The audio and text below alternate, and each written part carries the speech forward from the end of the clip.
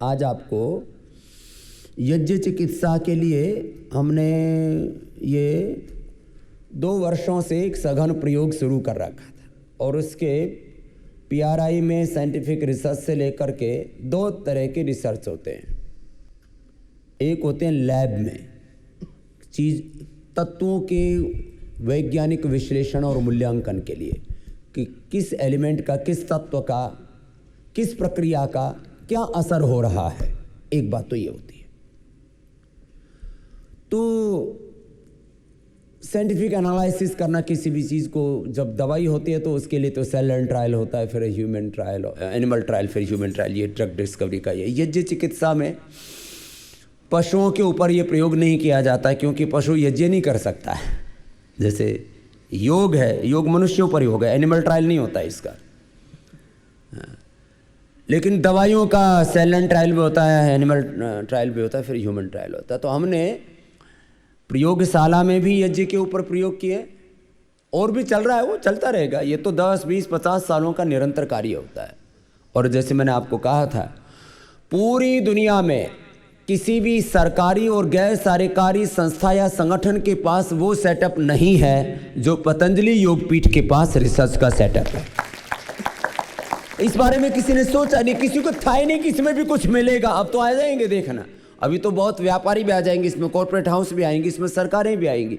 लेकिन पहली बार 500 करोड़ रुपए खर्च करना हो और पता लगे कि इसका कुछ परिणाम निकलेगा या नहीं निकलेगा, तो बोले भाई अपने तो 500 करोड़, इसमें तो पूरे बर्बाद हो जाएंगे। 500 करोड़ कौन लगाएगा? ये तो 500 करोड़ की बात छोड़िए, आप अपना अपना अभ्यास कीजिए। जिनको मंडूकासन करना है, जिनको कमर के अभ्यास करने हैं, वो हमारे स्वामी जी जयदेव जी कर रहे हैं। जिनको मोटापा वाले करने हैं, उसके लिए स्वामी ओमदेव जी को लगा रखा है। और जिनको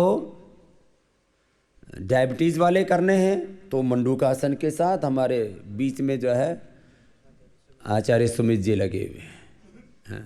तो अपने अपने करो, मंडूकासन के साथ करो। डायबिटीज़ वाले, पेट की बीमारी है, किडनी की बीमारी है, कोलाइटिस है, कॉन्स्टिपेशन, इंडाइजेशन है, और जिनको ब्लड प्रेशर भी है, शुगर भी है, थायराइड भी है, वो भी, ये एक कॉमन प्रैक्टिस है। जो बीच वाली है वो कॉमन प्रैक्टिस है। मंडूकासन के साथ, शशकासन, योग मुद्रासन, वक्रासन, गोमुखासन के साथ। तो अपना अपना अभ्यास करते करते ये यज्ञ चिकित्सा करके हमने, अब जैसे कहा जाता है कि भारत में 1 करोड़ से ज़्यादा एपिलेप्सी के पेशेंट है, लेकिन रियलिस्टिक वे में कम से कम 5 करोड़ लोग हैं।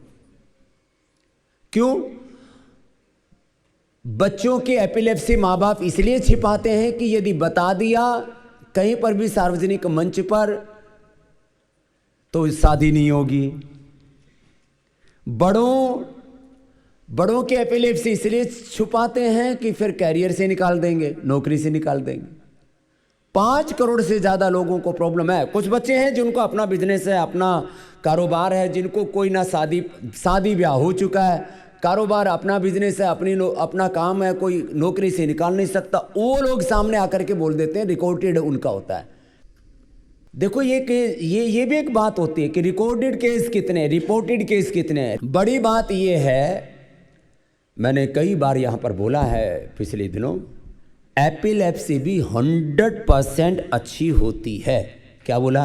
100%। अब 5 करोड़ लोगों की समस्या है और वो नशे की दवाइयाँ दे रहे हैं, नींद की दवाइयाँ दे रहे हैं, और हम कह रहे हैं कि भाई एपिलेप्सी में 3 मुख्य उसमें कंपोनेंट हैं। एक तो एपिलेप्सी होती है सूअर के मांस से अथवा कुछ साग सब्जियों में एक छोटा सा कीड़ा आता है, वो चला जाए, वो इतना सूक्ष्म होता है कि वो आंतों से एब्जॉर्ब होकर ब्लड में घुल करके दिमाग तक पहुंच जाता है और वहां जाके अपना घर बना लेता है, वो बच्चे दे देता है। तो वहाँ खोल तैयार हो जाता है। वो यदि तैयार हो गया तो स्कल को काट करके और अंदर से वो घर निकालना पड़ता है उसका। ये तो एक्सेप्शन के तौर पर मुश्किल से 1% लोगों को ऐसी एपिलेप्सी होती है। बाकी सबको कैसी एपिलेप्सी होती है? हमारे ब्रेन के जो न्यूरॉन्स होते हैं उनका एक दूसरे के साथ में जंक्शन होता है, गठबंधन होता है। एक से दूसरे को जो सिग्नल पास करते हैं उनको कहते हैं सिनैप्स। क्या कहते हैं? वो सिग्नल यदि ठीक से पास हो जाए तो न्यूरोलॉजिकल प्रॉब्लम बोलते हैं इसलिए इसको, तो एपिलेप्सी नहीं होगी। दूसरा, हमारी जो दिमाग की जो अंदर की नसें, न्यूरॉन्स जिसको बोलते हैं, बाल से भी सूक्ष्म होती है। कैसी होती है? बाल से भी सूक्ष्म होती है। इसलिए हम इसको एक तो जटामासी देते हैं, इसमें ब्राह्मी शंखपुष्पी देते हैं, और एक हम पीपल की जटा का भी क्वाथ पिलाते हैं, मेधा क्वाथ के साथ, वो भी मैं बताता हूँ। मेधावटी देते हैं, अश्वगंधा देते हैं, इसमें सारस्वत अरिष्ट अश्वगंधा अरिष्ट भी पिलाते हैं, एकांगी रस रसराजस वसंत कुसुमाकर मोती पिष्टि रजत भस्म देते हैं। इसके साथ हम यज्ञ चिकित्सा कराते हैं। इससे होता क्या है? बादाम रोगन नाक में भी डलाते हैं, बादाम रोगन खाने भी के लिए भी देते हैं, बादाम और अखरोट का, ये यज्ञ का धूम्र भी इसमें काम करता है। दो शब्द याद करो, एक है स्नैक्स, स्नैक्स नहीं, स्नैक्स तो खाने पीने वाले होते हैं। क्या होते हैं? बोलो, जोर से बोलो, स्नैप्स। एक होता है माइलिन सीट। क्या बोलते हैं? बोलो, माइलिन सीट। बोलो, माइलिन सीट क्या होता है? ये न्यूरॉन्स के ऊपर, जैसे बाल के ऊपर ये चमकने वाली एक है ना, वो कम पड़ जाती है तो कहते हैं इसके बाल में चमक ही खत्म होगी। तो इसके ऊपर एक जैसे तारों के ऊपर वायरनेस से लगे रहते हैं ना, इंसुलेशन लगा रहता है, इंसुलेशन है माइलिन सीट। तो माइलिन सीट यदि न्यूरॉन्स की अच्छी रहे, उसके स्नैप्स अच्छे रहे, तो एपिलेप्सी होगी ही नहीं। अब ये इसका साइंटिफिक मैकेनिज्म है कि हम एपिलेप्सी कैसे ठीक करते हैं। तो हम यज्ञ में ये जो घी डालते हैं, आदमी घी खाने की तो लिमिट है, तो ये जो यज्ञ का जो धूम्र है और यज्ञ का जो घी है, ये हमारे माइलिन सीट को अच्छा करता है। न्यूरॉन्स के जो सिग्नल का जो प्रोसेस है और उसके बीच में जो गठबंधन है, जो उसका वो जंक्शन है, उसको ठीक करता है स्नैप्स। ये दोनों को ठीक करता है, स्नैप्स को और माइलिन सीट को अच्छा करता है यज्ञ का धूम्र। और अनुलोम विलोम भ्रामरी प्राणायाम ये तो सब करना ही पड़ेगा। फिर ये मेधावटी और ये सब चीज़ें, तो 100% एपिलेप्सी अच्छी हो जाती है। ये बहुत लोगों को है। आपने पीछे देखा, एक बच्चा यहाँ आया हुआ था, हरी,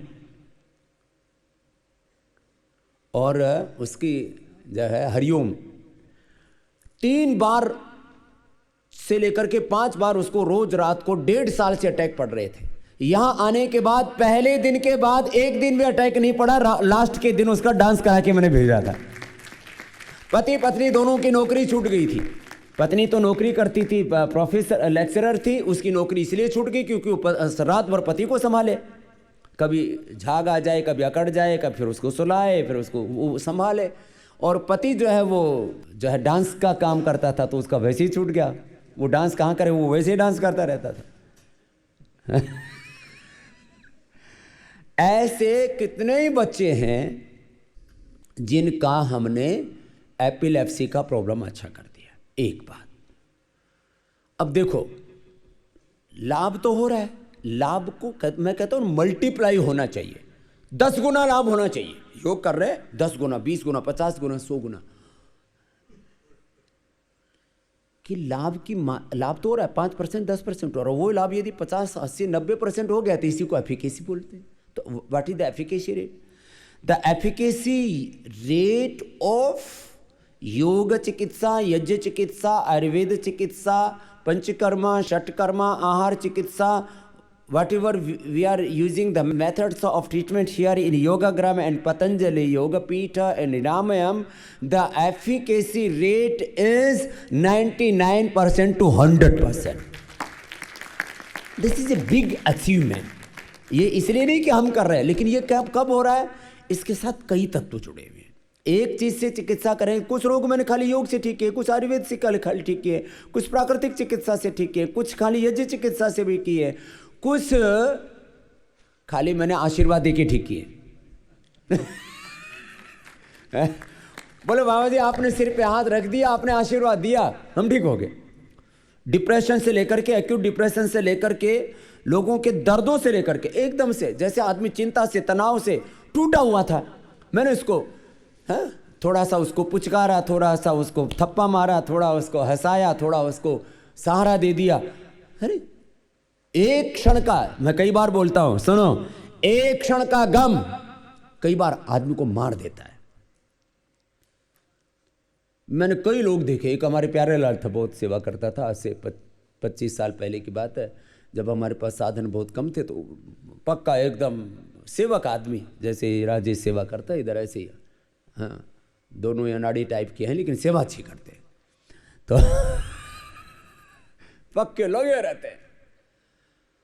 तो उसके घर में एक जवान बेटे की मौत हो गई, तो उसके बापू ने या उसके सुना कि बच्चा मर गया, सुनते ही वो भी मर गया, समाचार सुनते ही मर गया।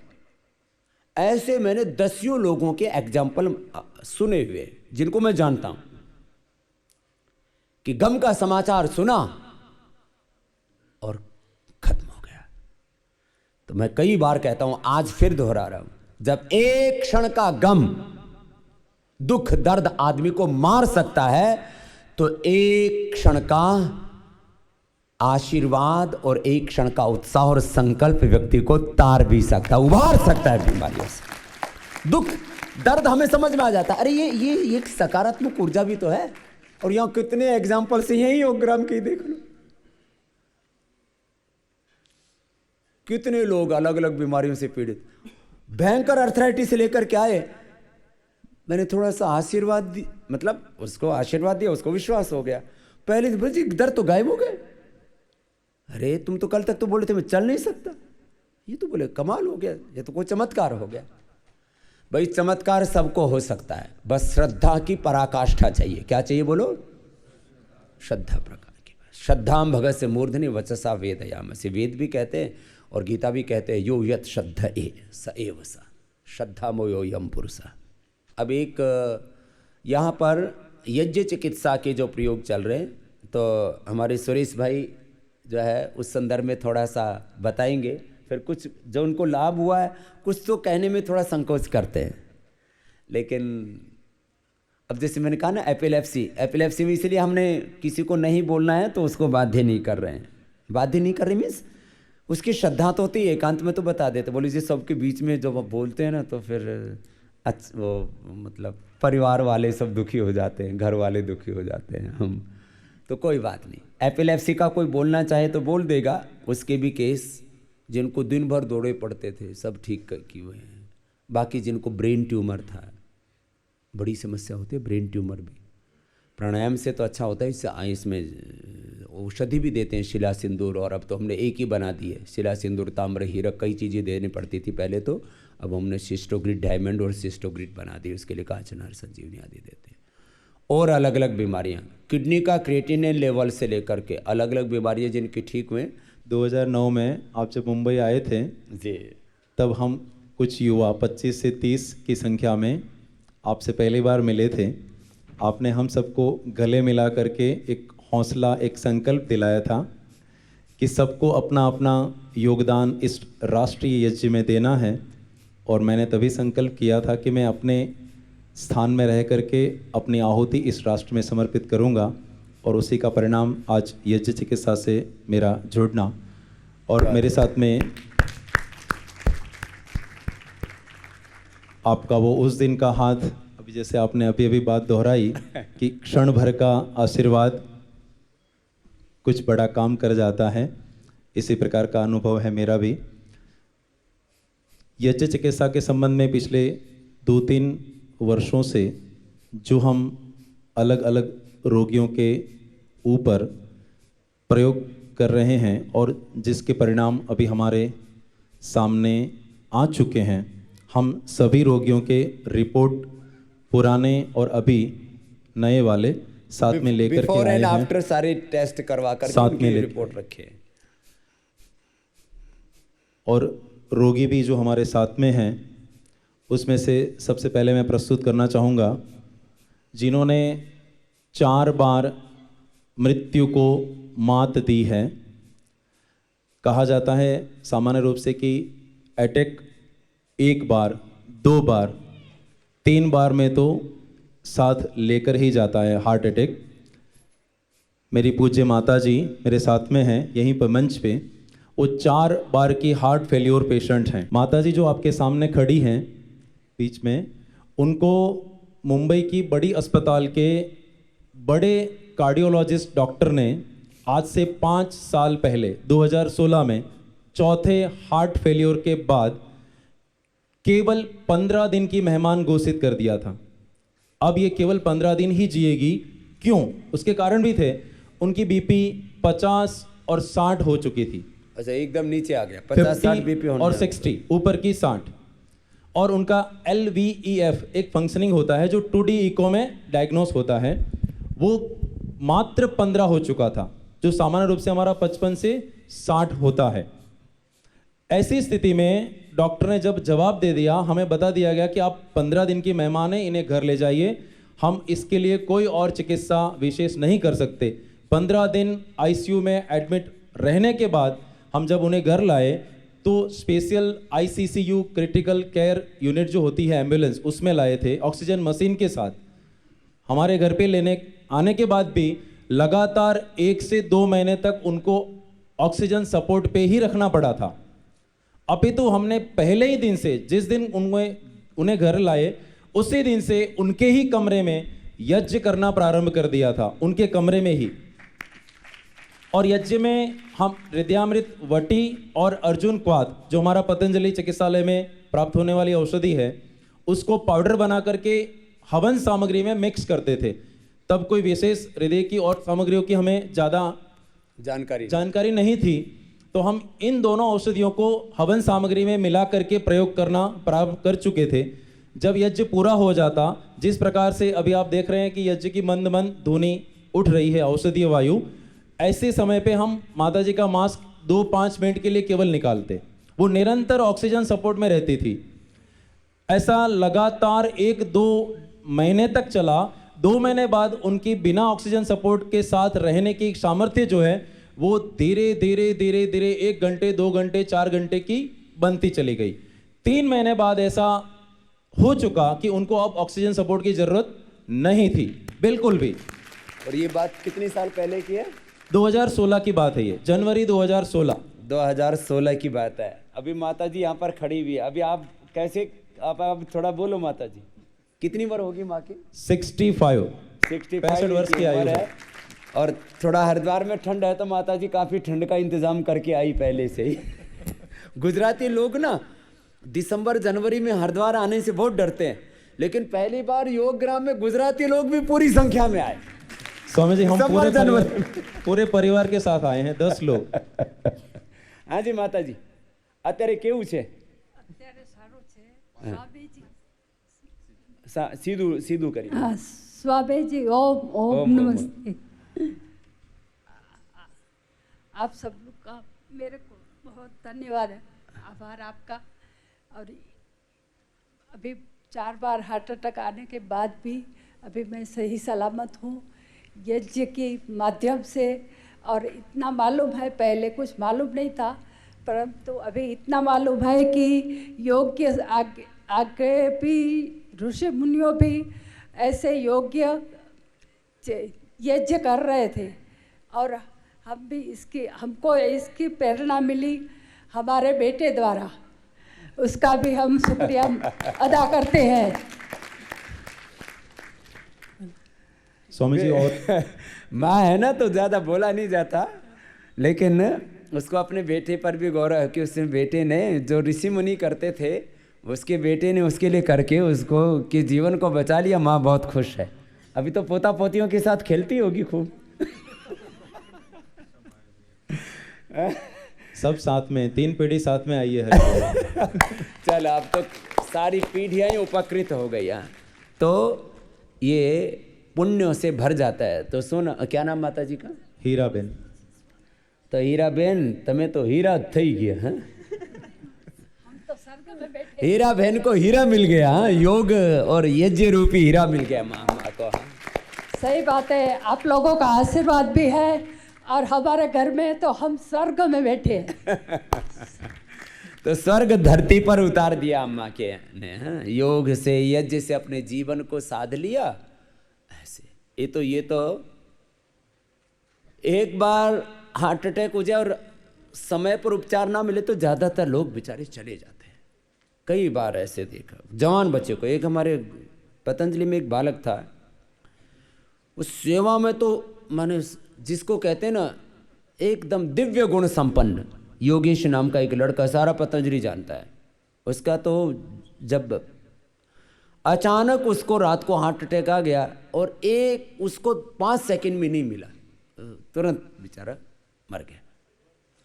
उसको पता नहीं था कि उसको हार्ट की प्रॉब्लम है, लेकिन जो है उसकी पत्नी बेचारी उठी और उसने उसको पकड़ा तो उसको रात को आश्रम में फ़ोन किया, आश्रम में फ़ोन भी उठा लिया 12-1 बजे, और वो बाद में 10 सेकंड के अंदर ख़त्म हो गया। इतना भी अवसर नहीं मिलता है। ये हीराबेन तो मजबूत है, 4 बार हार्ट अटैक के बाद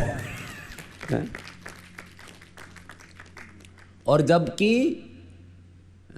सब हार्ट का सारा फंक्शन, हार्ट की कई तरह की प्रॉब्लम होती हैं, हार्ट का फंक्शन से लेकर के, ब्लॉकेज से लेकर के, फिर इजेक्शन फ्रैक्शन EF से लेकर के, और सब और ब्लड प्रेशर से लेकर के सब चीज़ें तो इसका डाउन हो गया। इसलिए बोले जिसका 50-60 BP हो तो 40 तक आएगा तो ख़त्म, इतना ही होता है। वो सारा धमनियों में खून का जम गया, पूरी ब्रेन का, हार्ट का, बॉडी का, मर गई। हाँ? ये लाभ होता है। तो यज्ञ से कई गुना जो लाभ होने की बात है ना, उससे भी ज़्यादा अब तो कई तरह की चिकित्साएं जो है, हृदय के लिए अलग सामग्री बना दी है। ये अब इसको और थोड़ा सा व्यवस्थित करने के लिए मैंने बोला है, तो ये सारे शास्त्र के प्रमाण भी इसमें दे दिए। तो ये तो अब अलग अलग चिकित्साएं कि कैंसर के लिए अलग प्रकार की सामग्री बना दी। ये हमारे जो है दोनों सन्यासी हमारे, इन्होंने शास्त्रों से खोज करके और उपयोग कर करके अभी मैंने 11 तरह की सामग्री को अनुमति दी है कि अभी 11 तरह की सामग्री से हवन कराओ। ब्रेन के लिए, डिप्रेशन के लिए, न्यूरो प्रॉब्लम्स के लिए, अनिद्रा के लिए, जितने भी ब्रेन से रिलेटेड प्रॉब्लम्स हैं उन सब के लिए, फिर एक कैंसर के लिए अलग से, फिर अस्थमा और जितने भी कफ रोग हैं उनके लिए अलग से, वात रोग हैं उन सब के लिए, वात, पित्त और कफ, तो वात रोगों के लिए अलग से, जो है कफ रोगों के लिए अलग से, और पित्त रोगों के लिए तो सामान्य औषधि काम आ जाएगी। एक जो है एक सर्व रोग निवारक एक सामग्री हो जाएगी। एक ऑटोमेन डिजीज़ के लिए अलग से, क्योंकि उसके लिए जो हम आपको इम्यूनोग्रिड पाउडर दे रहे हैं ना, उसी की सामग्री बन जाएगी। फिर चर्म रोग, उसके लिए अलग से जो कायाकल्प, क्वाथ आदि में आपको औषधियाँ देते हैं।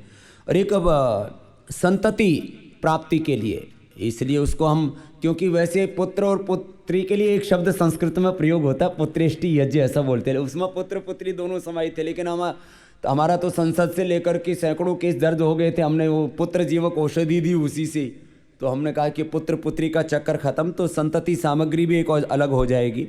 हार्ट के लिए जैसे भाई ने अभी बताया, नरसिंह भाई ने, आरोग्य के लिए, संपूर्ण आरोग्य के लिए एक अलग हो जाएगी। एक गूगल और कुछ अति विशिष्ट औषधियाँ उसके लिए अलग से, और एक जिनके शरीर के किसी रोग का पता ही नहीं लग रहा और कोई दवाई काम नहीं कर रही, तो एक इसको हमारे यहाँ पर बोला जाता है प्रतिप्रसव। कोई भी जन्म जन्मांतरों के जो संस्कार है उनका क्षय वो बिना अनुष्ठानों के नहीं हो सकता। उसमें कोई दवाई विशेष, कोई आसन प्राणायाम विशेष मात्र लाभ नहीं कर सकता, उसमें प्राणायाम ध्यान के साथ ऐसा करना पड़ेगा। तो ऐसे करीब 11 तरह की सामग्री को, और हवन सामग्री के साथ हमने पहली बार गोमय से समिधाएँ भी बना करके, ये गाय के गोबर की समिधाएँ बना दी है। ये भी पहली बार आपको पैक हो करके, आप जो भी योगा ग्राम से भी जाएंगे तो ये साथ में लेकर के जा सकेंगे, और कोई पर्यावरण का नुकसान नहीं है। गोबर से समिधाएँ तैयार की गई हैं, कोई पेड़ को नहीं काटा गया, नहीं तो बहुत से लोग खड़े हो जाते हैं झंडे लेकर के इन्वायरमेंट के नाम पर। और ये एक हवन कुंड, तो हवन कुंड का जो है इसका भी स्वरूप ऐसा बना दिया है, कितना परिमाण होना चाहिए घी का, नहीं तो बहुत से लोग इतने कंजूस होते हैं, एक एक टोपा घी डालते हैं। चम्मच ऐसे नहीं, चम्मच को ऐसे नहीं भरते, ऐसे भरते, ऐसे ऐसे खुद खाएंगे कटोरी भर के। पतंजलि योग पीठ में आपको आश्चर्य हो गया, मैं थोड़ा सा इस मामले में बहुत श्रद्धा के साथ साथ अनाड़ी भी आदमी हूँ। जब हमको खाने के लिए 1 चम्मच घी का भी टोटा था, तब भी 1-1 किलो घी से हवन होता था पतंजलि योग पीठ में। आज से ये 27 साल पहले की बात कर रहा हूँ, जहाँ कनखल से हमने शुरू किया था, और 15 किलो का घी का पीपा रखा रहता था। हमने तो खूब खाया है घी पहले, लेकिन जो है हवन, फिर ये इसमें हवन सामग्री में ये आपको, ये क्योंकि घर में करने में असुविधा होती है ना, तो ये जैसे यज्ञ कुंड रखा ना, ऐसे ये स्टैंड भी, ये यज्ञ कुंड भी, और ताम्र का हो तो विशेष लाभ होता है, ऐसा शास्त्र में कथन है। इसके ऊपर भी रिसर्च और कर लेंगे। तो इसका पात्र भी, इसका प्लेट भी, सामग्री रखने के लिए ये पूरा का पूरा एक हवन का किट बना दिया गया है। इसमें भी ये हमारे लगे ही रहते हैं सन्यासी लोग हमारे ये पूरे। तो ये सारा तैयार हो गया है, तो ये इसकी भी आज पहली बार लॉन्चिंग कर दी गई है। लो भाई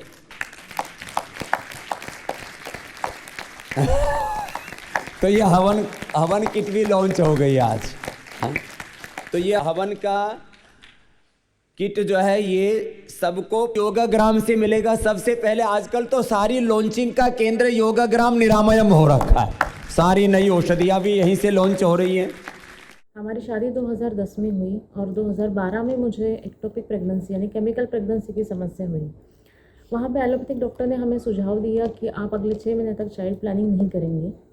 उसके 1 साल के बाद हमने डॉक्टर को अप्रोच किया, जहाँ पे मेरी बेसिक टेस्ट हुई, सब कुछ फिज़िकली चेकअप हुआ और उन्हें एक समस्या समझ में आई कि एंडोमेट्रियल लाइनिंग डेवलपमेंट की समस्या है, जिसकी आदर्श रेंज 8 mm से 14 mm होनी चाहिए, लेकिन मेरी थिकनेस 7.1 mm तक ही बढ़ रही थी। तो उससे संबंधित मेडिकेशन उन्होंने शुरू किए, जिसका कोई रिज़ल्ट नहीं मिला। उसके बाद उन्होंने मुझे हिस्ट्रोलैप्रोस्कोपी करने का सुझाव किया ताकि कोई इंटरनल मेजर फाइंडिंग हो तो वो समझ में आए, लेकिन फिर भी उसमें कोई कॉम्प्लिकेशंस नज़र नहीं आए। तो मेडिकेशन को कंटिन्यू करते हुए मुझे उन्होंने फर्स्ट IUI करने का सुझाव दिया, जिसका रिज़ल्ट हमें नेगेटिव मिला। तो 1 साल के बाद हमने और एक सीनियर डॉक्टर को अप्रोच किया। उन्होंने भी वही सारे बेसिक टेस्ट किए और उन्होंने उसी कंटिन्यूशन में 2 IUI हुए, जिसके रिज़ल्ट्स नेगेटिव थे। बाद में उन्होंने उनके डॉक्टर द्वारा मुझे और एक हिस्ट्रोलैप्रोस्कोपी करने का सुझाव दिया। तो वहाँ पे मुझे हिस्ट्रोलैप्रो करने के बाद मुझे 2 TBR PCR डिटेक्ट हुए, जिसका मैंने 6 महीने तक ट्रीटमेंट किया। एक यूट्रस का TB होता है, जिसके कारण भी कंसीव करने में प्रॉब्लम हो सकती है। तो 6 महीने तक उसकी ट्रीटमेंट हुई। फिर उसके बाद फिर से सारी रूटीन टेस्ट, बेसिक टेस्ट हुई और उसके बाद डॉक्टर ने मुझे IVF करने का सुझाव दिया। जबकि ये सारे टेस्ट करते हुए मुझे एंडोमेट्रियल लाइनिंग का जो समस्या थी उसका रिज़ल्ट पॉजिटिव नहीं आया। फिर भी उन्होंने मुझे IVF के लिए सजेस्ट किया। IVF करते हुए भी आपको सारी फैक्टर्स एक नॉर्मल कंडीशन में होना बहुत इंपॉर्टेंट होता है। एंडोमेट्रियल लाइनिंग भी डेवलप होना बहुत इंपॉर्टेंट होता है कि प्रेगनेंसी को वो होल्ड कर सके। तो हमने IVF करने का सजेशन नहीं माना और एलोपैथिक ट्रीटमेंट कंटिन्यू नहीं की। इस पूरे टाइम में हम लोगों के 4 साल हुए थे और करीबन 6 से 7 लाख रुपए हमारे खर्च हुए। इसके साथ ही एक डिप्रेशन और स्ट्रेस भी हुआ। लेकिन इसके बाद हम लोगों ने 2016 में आयुर्वेदिक उपचार पद्धति का विचार किया, जिसकी शुरुआत हुई पतंजलि योग शिविर से, जहाँ से योगासन, प्राणायाम, एक आदर्श आयुर्वेदिक दिनचर्या हमें बताई गई। इसके साथ ही यज्ञ में विविध औषधि युक्त हवन सामग्री का उपयोग की जानकारी भी हमें दी गई।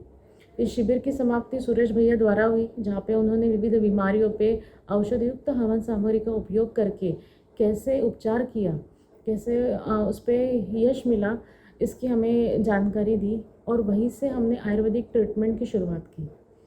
इस ट्रीटमेंट में ब्रह्म मुहूर्त में उठने से लेके तो रात के सोने के समय तक एक आदर्श दिनचर्या बताई जाती है।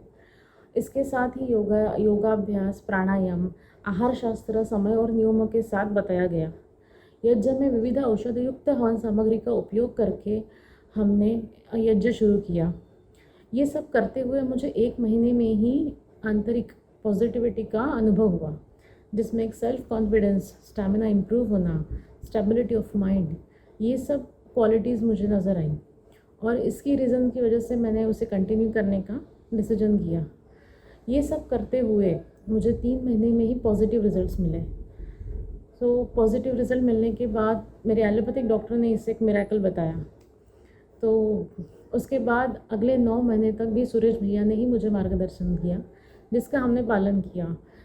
एक सदृढ़ और बुद्धिमान बालक के लिए उन्होंने मुझे सारे पद्धति से मार्गदर्शन करके मैंने जो उसे पालन किया, उसका अनुभव हम आज भी अपने पुत्र देवांश में करते हैं।